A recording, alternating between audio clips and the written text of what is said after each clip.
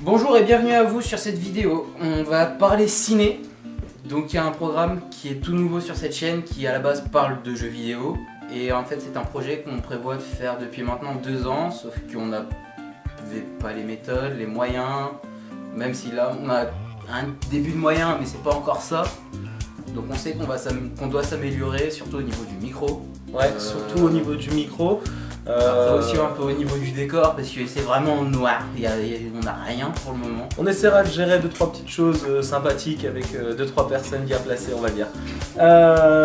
Enfin voilà. Pour ce qui est du concept des vidéos, c'est très simple. En fait, ça va parler d'un film qui est sorti soit très récemment au cinéma, soit un film dont on a envie de parler, soit un film que vous nous avez demandé, ou un film ancien qui pourrait revenir sur le devant de la scène, par exemple des films. Avec une suite par exemple. Voilà, Comme par exemple. avec Le Seigneur des Anneaux qui est pendant 10 ans on n'a pas entendu parler de ça. Même si dans la culture générale on entendait parler. Oui, plus de 5 ans quoi. Mais c'est vrai que ça permet de faire une piqûre de rappel. Voilà. Voilà, donc en tout cas on vous laisse apprécier cette vidéo et merci de vos commentaires constructifs en dessous pour, voilà, on l'espère, pour nous aider à nous améliorer. Un petit like si ça vous plaît, l'abonnement du plaisir et bon visionnage. Bonjour à tous et à toutes, on se retrouve dans Cinéphile, votre chronique cinéma, et aujourd'hui on vous parle de The Greatest Showman.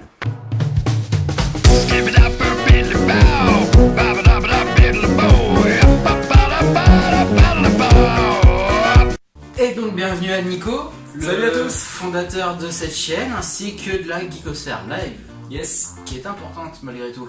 Ouais. Donc nous parlons de The Greatest Showman. Qui c'était? Qu'est-ce que c'est? Qu'est-ce à dire que ceci?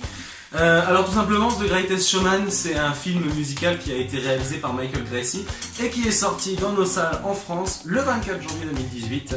C'est un film un petit peu biographique de la vie de Phineas Taylor Barnum, le créateur du cirque Barnum.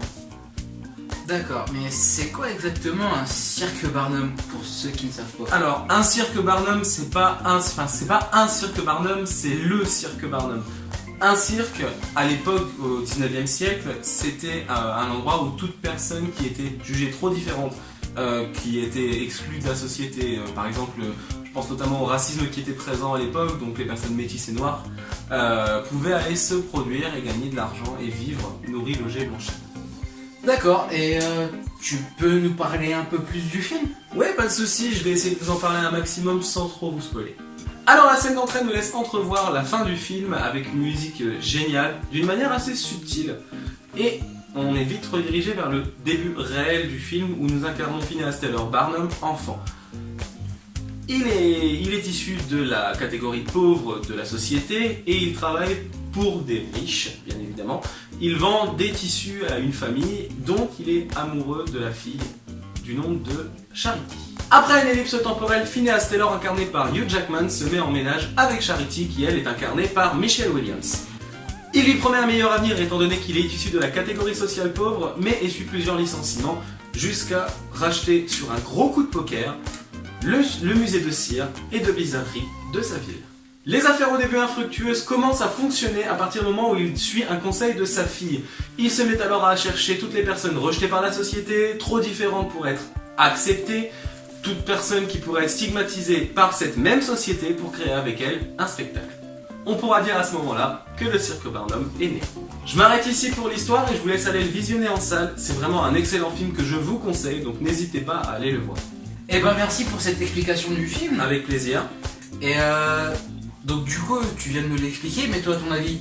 Alors, il a été très bien reçu par les critiques, que ce soit IMDb ou Allociné, mais moi personnellement j'ai adoré aussi ce film, je l'ai vraiment trouvé très bien à un détail près, c'est pour ça que je lui mettrais 9,5 sur 10 si je devais lui mettre une note. Ça, c'est juste qu'il y a certains effets spéciaux qui sentent un petit peu le brin, et j'ai aussi pu remarquer, et ça m'a un petit peu déplu, un ou deux faux raccords à vitesse réelle. Chaud. Mais tu nous parlais des problèmes, enfin, qui pour toi étaient des problèmes. Le réalisateur du film, qui n'était pas superviseur FX avant? Alors, Michael Gracey, il a été superviseur FX pendant plusieurs années sur plusieurs films différents qui n'ont pas forcément fait de gros cartons, du moins en France, peut-être qu'aux États-Unis ça a fonctionné. Et c'est d'autant plus une raison pour laquelle je retire un demi-point. c'est vraiment parce qu'il était dans le métier à la base qu'il a dû vraiment superviser.